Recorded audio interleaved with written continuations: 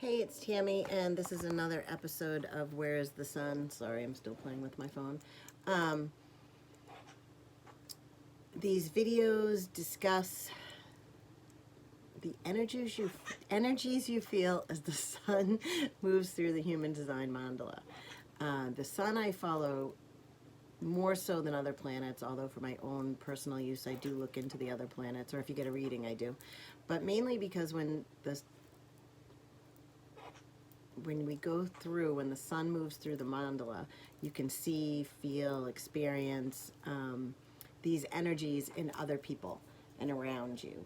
So sometimes I get really stuck.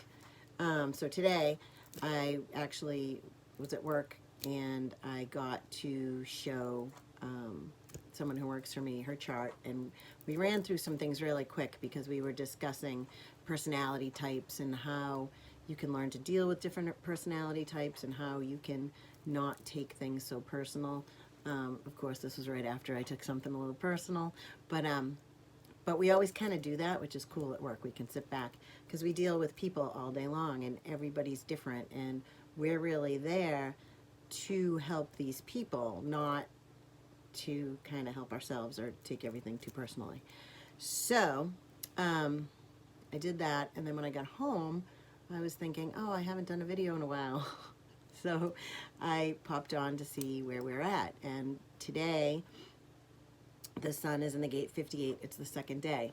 And then the 58 always, I don't know, I guess if you look around and you see it, it's true. This is the 58 is the gate of joy. It's joyous. It's the energy behind joy. It's creating joy. It's, joy everywhere.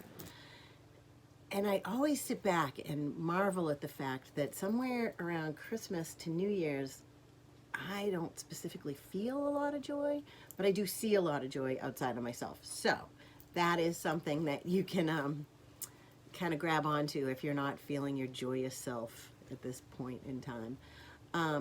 It's also the energy of knowing there's joy to come. So that could be kind of one of those things. I'm always a little, I don't know if it's melancholy, pissy, I don't know. Sometimes the holidays, depending especially on the year that I've had, will bring on different things. But remember, when you're going through stuff like that, the other day I was watching, I was on Facebook and it popped up like the world is better with you in it, and about 5 of my friends had posted that, which I thought was great because we all know that this is the time of year where you tend to feel a little down, or some people tend to feel a little down, and it's best to, even like if one person saw that post and it made them feel different that day, I mean, that's a huge win. I don't care how it happens. So anyway, the gate 58. Now the other side of the gate 58, if you're looking at your chart, again, if you do not have your, I forgot to put my earring, I lost one. Damn. Sorry, the gate 58.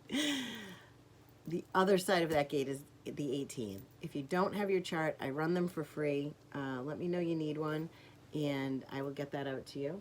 I do need some birth information and stuff like that. Now I'm distracted. I don't know what I did with my earring. But anyway, that's why I buy cheap earrings. So the 18, which attaches to the 58, is actually a gate of criticism and judgment and correction. And I hate those things sometimes, as most people do. And my mentor, Karen Curry Parker, depending on when you knew her, she often brought up, like, say you're writing something, and people I text would agree to this wholeheartedly. If you write something and you just send it out, in its raw form with all the typos or no punctuation, it's not enjoyable. But if you go back, or you have somebody else go back and change the spelling and add the punctuation and make it, a more readable format, then that actually brings joy. So when someone does criticize you or says something that you take as criticism, you can easily begin to become aware that that criticism isn't actually to beat you down, it's to bring you to a higher place. Like, I don't want to say enlightened, but that's kind of what's in my mouth. But it brings you to a joyous place. It brings you to a place where you may have an easier time reading. You get the full enjoyment of something when it's in the best form that it can possibly be in. And I guess that goes for things that people say too. I guess if you hold back and you look at what you're about to say, and then you can rephrase it to be softer or kinder or more realistic, people may take it a bit better.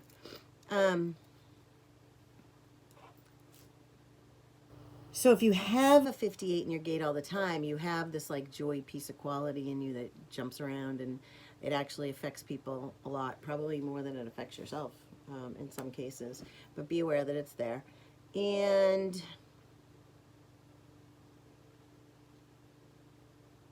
oh, back to the criticism just for one quick second, because this was something that came out in the chart various times today when I was talking to the person.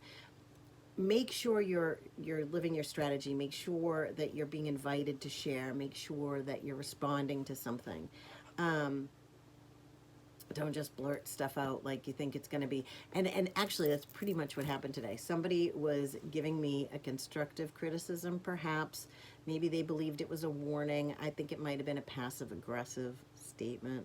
Whatever it was. It was just kind of blurted out while we were working on something else, which in turn made me kind of snap the obvious back, or the purpose behind what they were saying.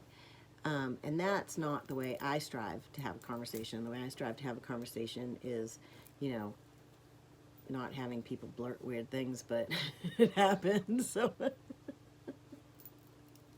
and nobody's perfect, specifically me. So, but that's exactly what went wrong in that conversation. It's funny because it clicks later when I can step back and actually think about it. And that's another thing that I was saying to this person. So this is all a theme for today. Before you respond, step back and think about it. Feel the energy that you're in. You know, if it's somebody that has a lot of open centers in their chart, they're going to feel energy different than you if you're defined. You know, so if it's a hectic room, then their snappiness probably isn't directed towards you exactly. Or if they were told to give a message and they don't know exactly how to give the message, and then it just comes out in the environment because of the environment that you're in. Or, you know, you always have to remember that when you're around people, all of our energies kind of connect. And some people will make it so that you do blurt things out and you're like, why the heck did I do that? But if you notice, you're always going to be with the same person or the same, you know, energy type when you do something like that. And that's because we join the channels and bring the voice up. So anyway, joy. We have about 4 more days of joy, and then I hope to be back with another video for you. All right, take care. Happy New Year.